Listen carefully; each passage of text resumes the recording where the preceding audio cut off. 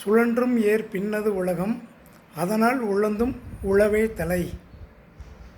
இந்த திருக்குறள் 104வது அதிகாரம், உழவு என்னும் அதிகாரம்.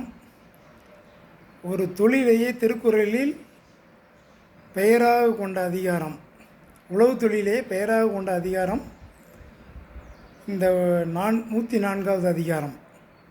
இதில் முதல் குறள் சுழன்றும் ஏர் பின்னது உலகம், அதனால் உழந்தும் உழவே தலை. இதற்கு பொருள், சுழலும் இந்த உலகமானது பல தொழில்களை தன்னகத்தே கொண்டிருந்தாலும்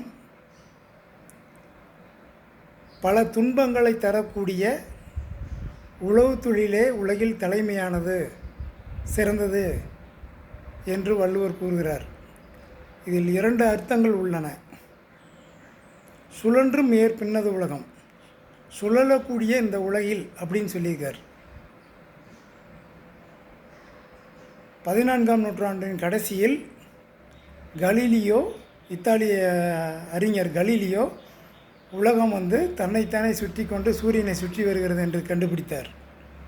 ஆனால் 2000 ஆண்டுகளுக்கு முன்பே திருவள்ளுவர் அதை சொல்லியிருக்கிறார், இந்த திருக்குறளில் சொல்லியிருக்கிறார்.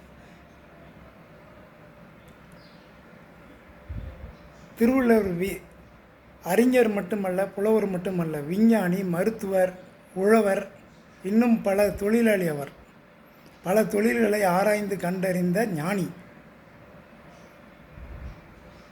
இதைப்போல மேலும் பல திருக்குறள் சார்ந்த